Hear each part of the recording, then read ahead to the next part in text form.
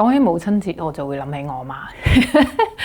我同我媽就係一個相愛相殺嘅一個關係。我行到今日所有嘅走上我自我認識嘅道路，都係因為我媽。咁我想喺母親節同大家分享4個個案，亦都係現代嘅媽媽面對嘅4大困難。咁我好希望喺呢個4個個案入邊，同大家分享到一樣嘢，就係成為一個媽媽並唔係一種約束同埋束縛。喺呢個關係入邊，喺呢個角色入邊，其實我哋可以活出我哋嘅自在同埋自由。第一個我想分享嘅個案就係，我成日都話喺呢個年代成為父母其實真係好唔容易。佢哋一方面又要為生存，咁可能又要工作啦、雙職啦，係咪啊？咁另一方面呢，佢哋又要學好多嘅教養方法。但係吊詭嘅地方係咩呢？就係咧，呢啲嘅教養方法好多時候係互相矛盾㗎。佢係唔同嘅派系咧，有唔同嘅講法㗎。咁佢哋就會成日都有好多個框住自己，就好似每日嘅生活咧，成日都無形有一把尺度住自己，就係一個